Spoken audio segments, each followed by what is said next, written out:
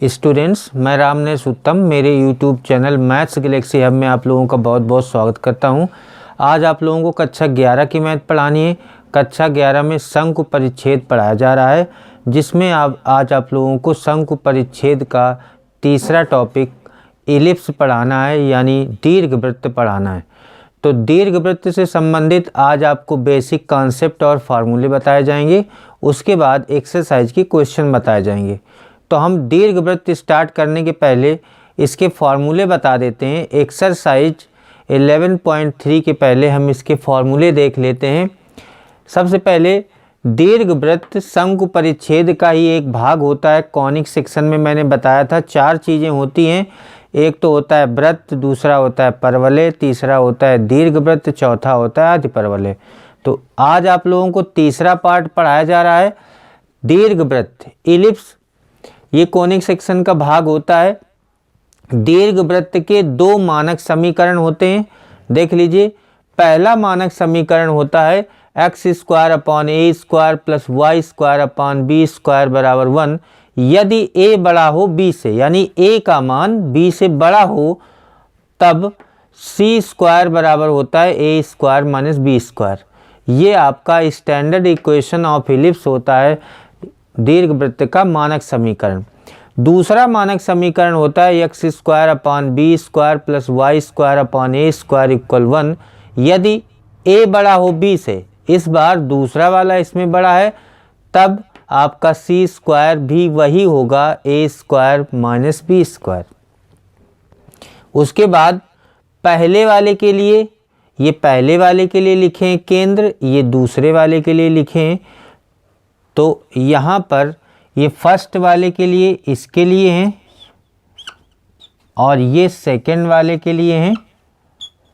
देखिए, पहले वाले के अगर कोई भी दीर्घवृत्त का समीकरण इस नियम को फॉलो करता है, यानी इस टाइप का है, a बड़ा है b से, तो आप उसके केंद्र निकालेंगे तो केंद्र होंगे 0, 0।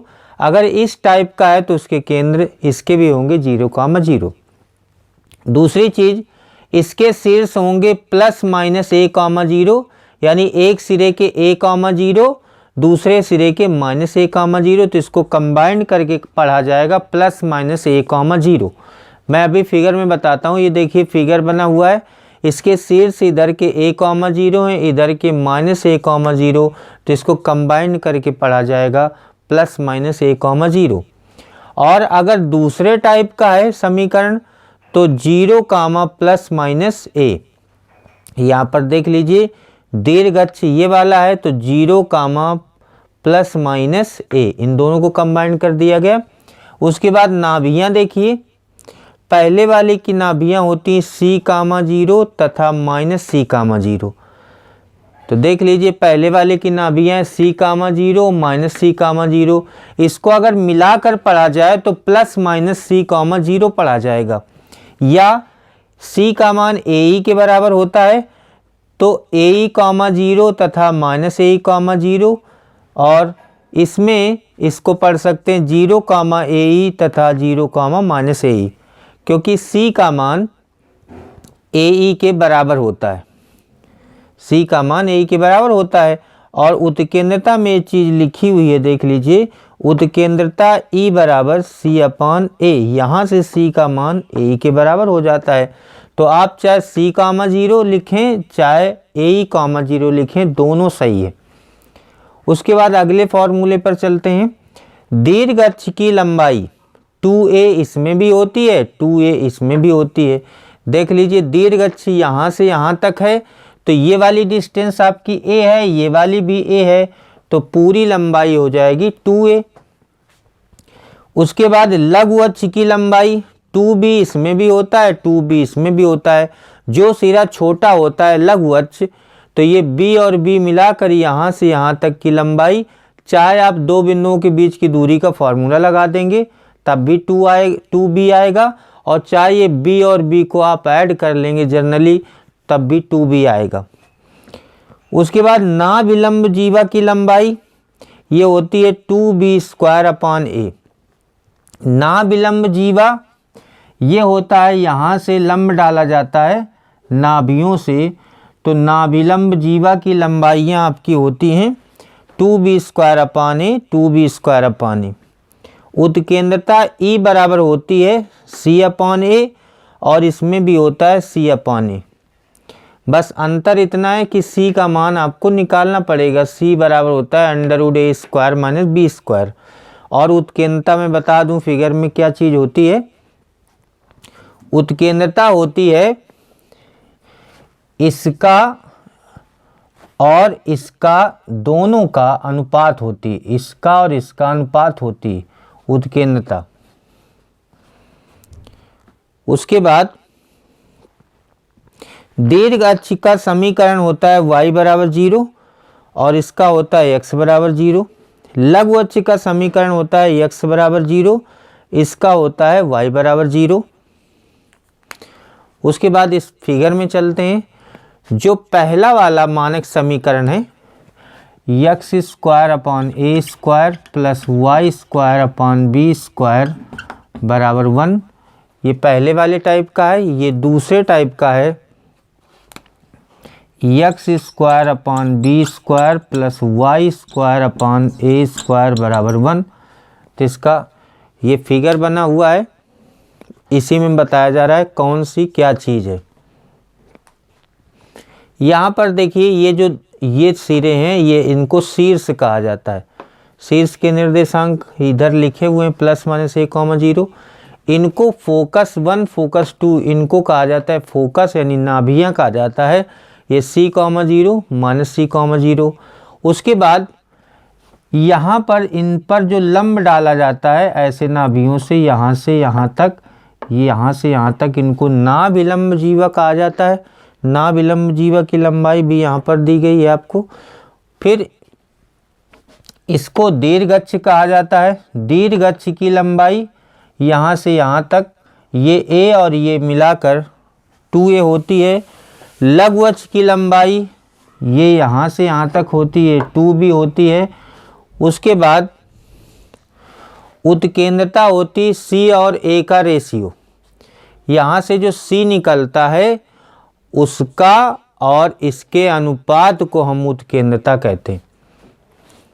C और A के अनुपात को हम उत्केंद्रता कहते हैं। वैसे C का मान √a² माइनस b² होता है, तो C और A के अनुपात को उत्केंद्रता कहते हैं। उसके बाद दीर्घ अक्ष का समीकरण, ये आपको देखना है। दीर्घ अक्ष x अक्ष पर है तो x अक्ष का मतलब होता है y बराबर 0, और ये y अक्ष पर है तो y अक्ष का मतलब होता है x बराबर 0। इसी तरह दूसरा वाला लघु अक्ष का समीकरण, लघु अक्ष y अक्ष पर है तो x बराबर 0, इसका लघु अक्ष x अक्ष पर है तो y बराबर 0। यहाँ पर दो चीज़ें और हैं। नियता का समीकरण, नियता का समीकरण इसके लिए ये होता है x बराबर ±a/e। ये पहला नियता का समीकरण हो जाएगा। उसके बाद नाभियों के बीच की दूरी, ये नाभियाँ हैं, इनके बीच की दूरी होती है 2ae। उसके बाद अगर नियताओं के बीच की दूरी पूछी जाए तो होती है 2a/e। नियताओं के बीच की दूरी अगर ज़रूरत पड़ जाएगी तो होती है 2a/e, इसी का डबल हो जाता है। नाभियों के बीच की दूरी होती है 2ae, इसी का जस्ट अपोजिट बना हुआ है। ये y अक्ष वाला अक्ष दीर्घ है, x अक्ष वाला लघु है। तो इसकी नियता का जो समीकरण होता है वो होता है y बराबर ±b/e, और इसके नाभियों के बीच की दूरी यही हो जाएगी क्योंकि इसमें समीकरण बदला हुआ है। नाभियों के बीच की दूरी यही हो जाएगी, और नियताओं के बीच की दूरी, नियताओं के बीच की दूरी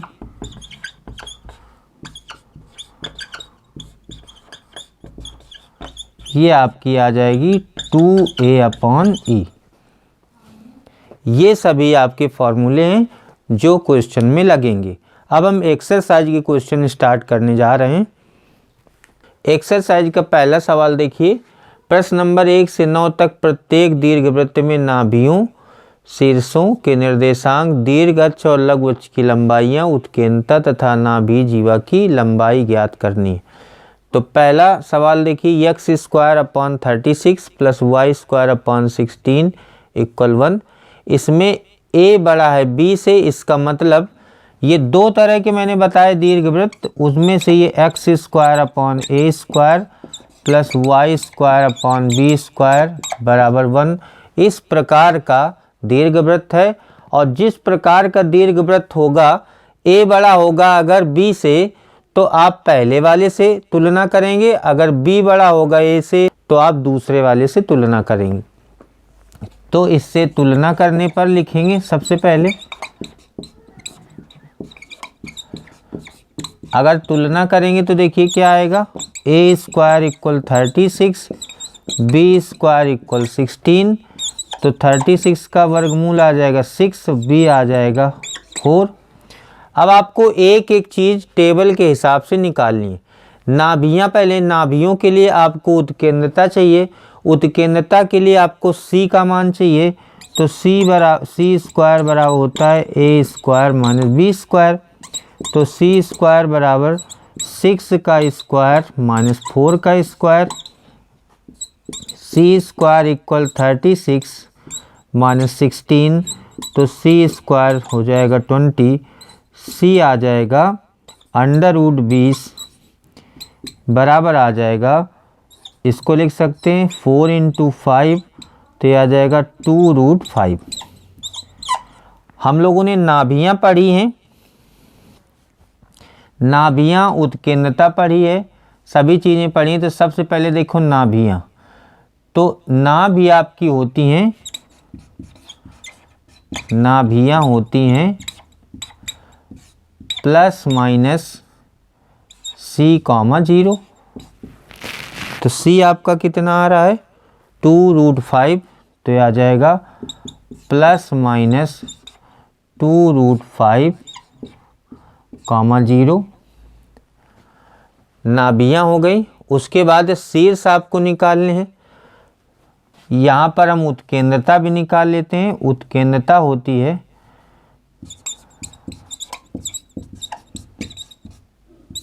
उत्केंद्रता E बराबर होती है c अपॉन a। तो E बराबर हो जाएगा c के, c का मान आपका है 2 रूट 5 और a का मान आपका है 6, तो आ जाएगा रूट 5 अपॉन 3। ये उत्केंद्रता हो जाएगी।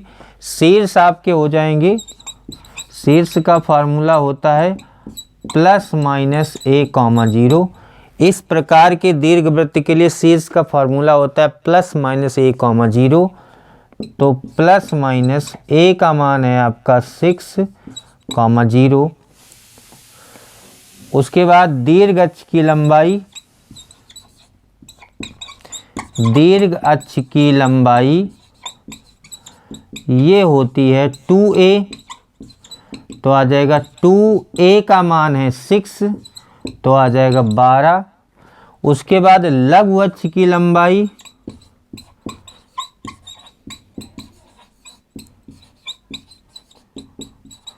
ये आपकी होती है 2b, तो हो जाएगा 2 इंटू b का मान आ जाएगा आपका, b का मान है 4, तो ये आ जाएगा 8। उसके बाद उत्केंद्रता हम निकाल चुके हैं पहले ही। नाभि जीवा की लंबाई, नाभि जीवा की लंबाई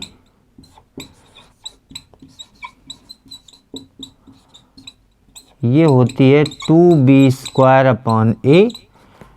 2b का स्क्वायर आपका दिया है 16 और a है आपका 6, तो 16/3 ये नाभि जीवा की लंबाई हो जाएगी।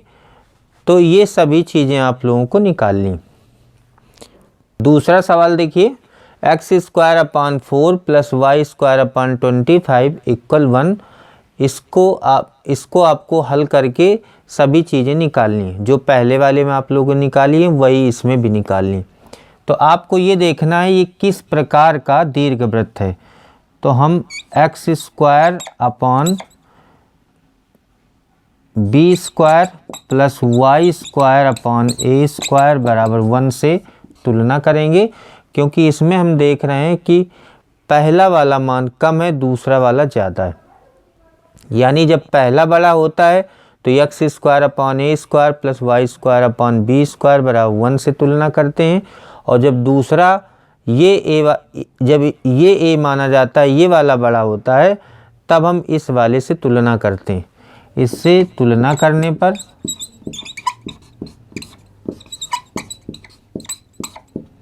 तो देखिए क्या आएगा, बी स्क्वायर आपका 4 आएगा, ए स्क्वायर आपका 25 आएगा, बी 2 आएगा, ए आपका 5 आएगा।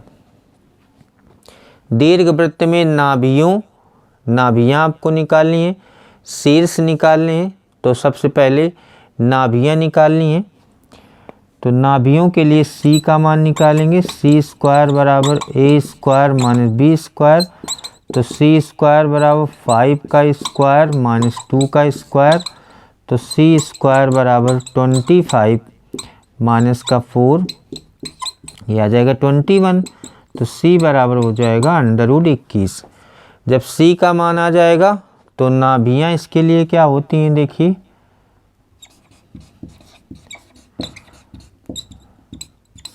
नाभियाँ होती हैं 0, प्लस माइनस सी।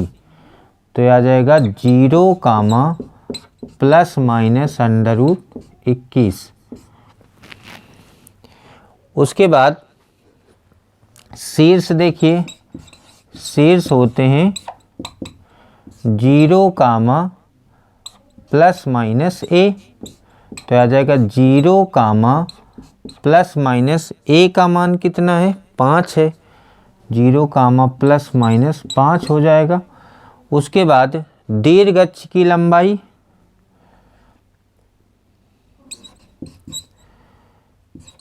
दीर्घ अक्ष की लंबाई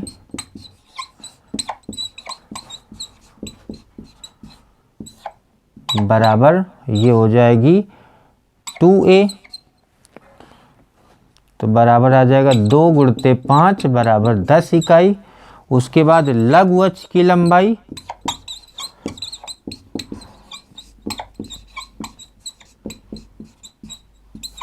बराबर 2b। 2 × b का मान देखिए 2 है, तो आ जाएगा 4 इकाई। उसके बाद उत्केंद्रता निकालनी है। उत्केंद्रता E बराबर होती है C/A। तो E बराबर C का मान है √21 और A का मान है आपका 5। ये आपकी उत्केंद्रता हो जाएगी। फिर आपको निकालना है नाभि जीवा की लंबाई।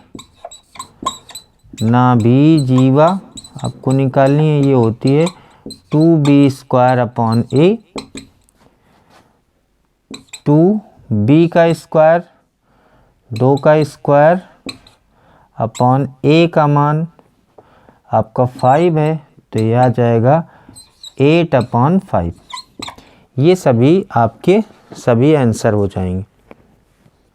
तीसरा सवाल देखिए, ये बिल्कुल पहले वाले जैसा है। x² upon 16 plus y² upon 9 = 1। तो इसमें देखिए a ये वाला बड़ा है, a बड़ा है b से, तो हम पहले वाले से तुलना कर देंगे। x² upon a² plus y² upon b² बराबर 1 से तुलना करने पर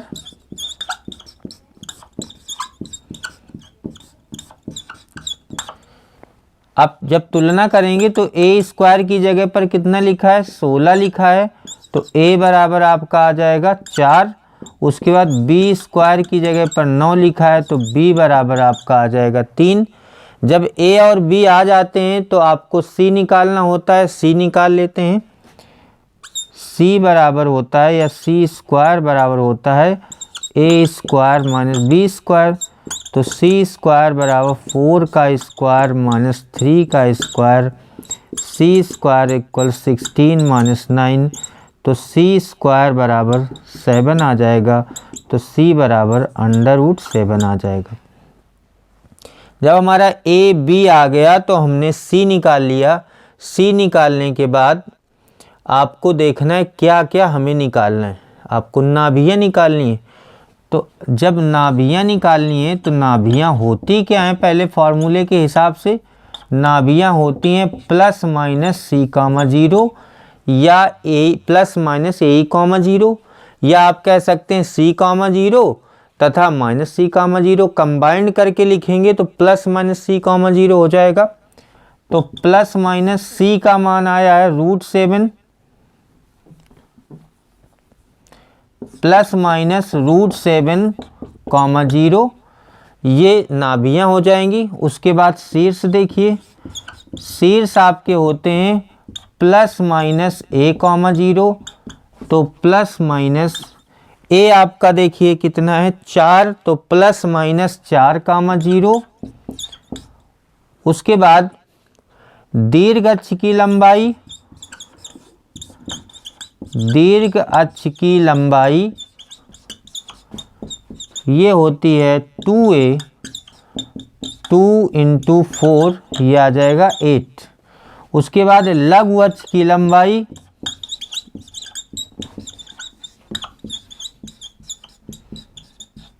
ये होती है 2b, तो ये आ जाएगा 2 × b का आपका मान है 3, तो ये आपका आ जाएगा 6। ये 4 चीज़ें आ गई। पांचवी चीज़ आपको उत्केंद्रता निकालनी है। उत्केंद्रता E बराबर फॉर्मूला होता है C/A।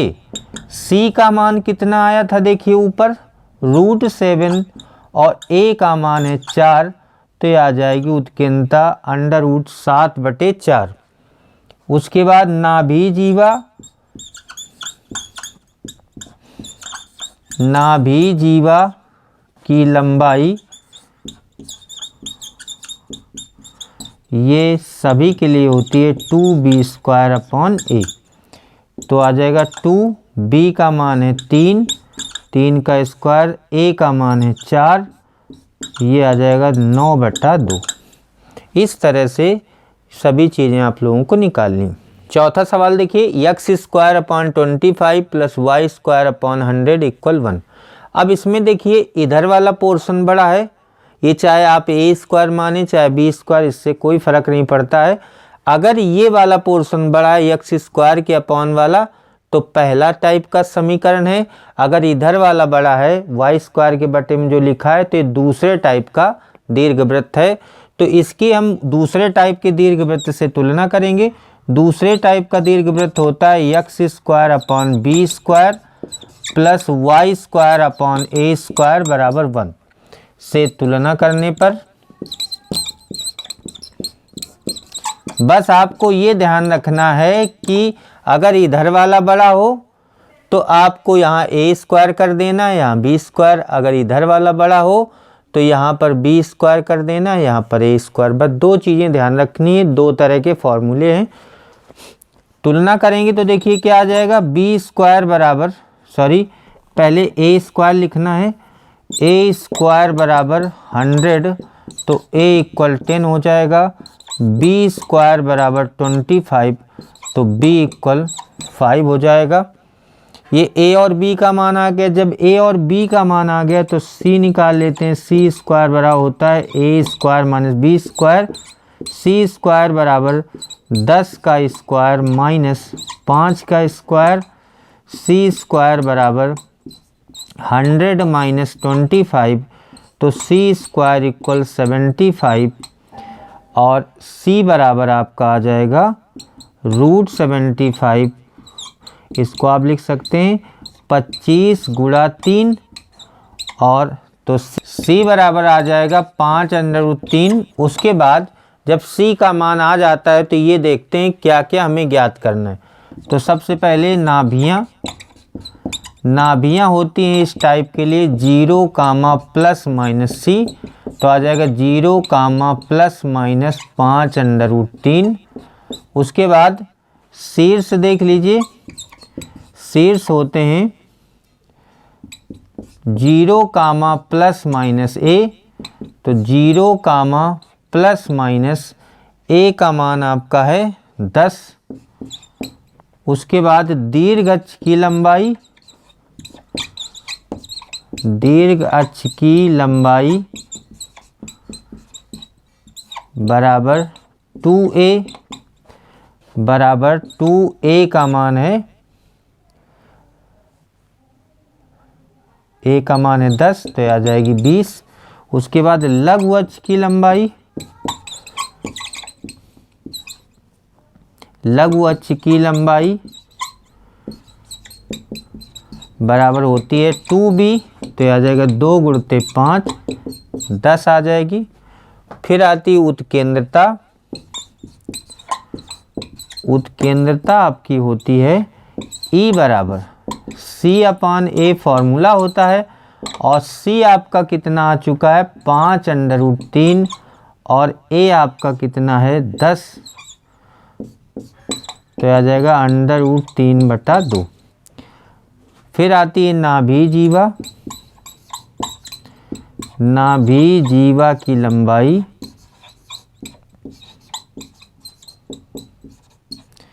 ये फॉर्मूला होता है 2b² A बराबर 2b का ये आ जाएगा आपका 25b² है, और A है आपका 10, ये आपका आ जाएगा 5। नाभि जीवा की लंबाई आ जाएगी 5। 7, 8, 9 ये 3 सवाल हैं बिल्कुल एक जैसे। तो पहले 7 नंबर देखते हैं। 7 नंबर में इस तरह से लिखा हुआ है, इसको आपको मानक रूप में पहले बदलना है। मानक रूप में बदलने के लिए यहाँ बराबर में 1 होना चाहिए। तो इस सवाल में क्या करते हैं, 144 से भाग दे देते हैं। 36x² बटे 144 प्लस 4y² बटे 144 बराबर 144 बटा 144। ये 1 हो जाएगा, ये 36 हो जाएगा, ये 4 हो जाएगा। x² बटे 4 प्लस y² बटे 36 बराबर 1। इसमें देखिए इधर वाला बड़ा है, तो उसी हिसाब के से तुलना कर देंगे। वृत्त दीर्घ वृत्त से x² प्लस y² बराबर 1 से तुलना करने पर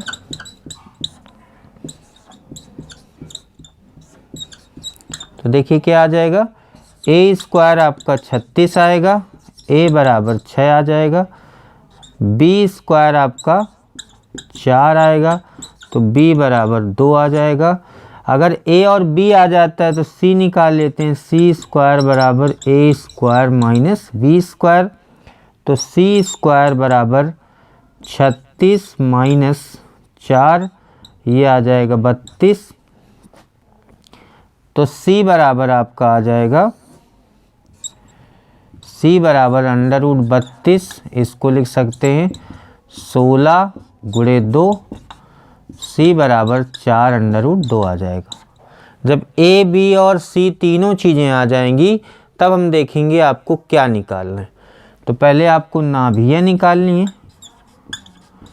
तो नाभियाँ होती हैं 0 कामा, इस टाइप के दीर्घवृत्त की नाभियाँ होती हैं 0 कामा प्लस माइनस c, तो 0 कामा प्लस माइनस 4√2।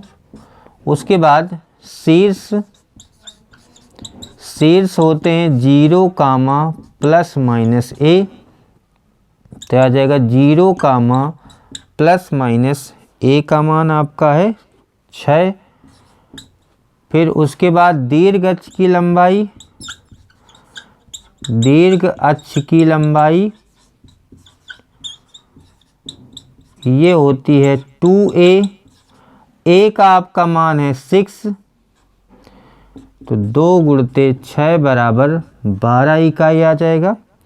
उसके बाद लघु अक्ष की लंबाई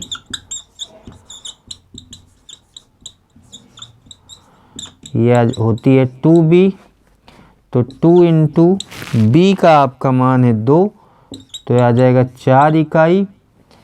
फिर देखिए क्या आता है, उत्केंद्रता।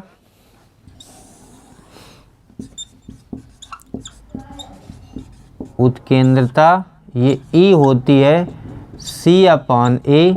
तो C का मान आ चुका है 4√2, 4√2 और बटा A का मान देखिए यहाँ से आपका है 6, तो आ जाएगा 2√2/3। फिर लास्ट में आपको निकालना है नाभि जीवा की लंबाई। नाभि जीवा की लंबाई ये होता है 2b² बराबर 2b² देखिए 4 है और a आपका 6 है, तो 4/6, 4/3। ये सभी चीज़ें आपको निकालनी है। इसी तरह आप 8 नंबर और 9 नंबर आसानी से कर सकते हैं। 8 नंबर में क्या करना है, 16 से भाग दे देना है, तो ये बन जाएगा x²/1 y²/16 = 1। ये भी इसी टाइप का बन जाएगा। उसके बाद 9 नंबर में आपको 36 से भाग दे देना है, तो ये देखिए क्या बन जाएगा, x²/9 y²/4 बराबर 1 बन जाएगा। तो ये आपका पहले प्रकार का मानक समीकरण हो जाएगा। इस तरह से आप लोग 8 और 9 आसानी से कर सकते हैं। आज मैंने आप लोगों को एक्सरसाइज 11.3 के 1 नंबर से 9 नंबर तक के इम्पॉर्टेंट क्वेश्चन बता दिए। बाकी के क्वेश्चन जो बचे हुए हैं वो नेक्स्ट वीडियो में बताए जाएंगे। आज की क्लास यहीं पर समाप्त होती है। Thank you.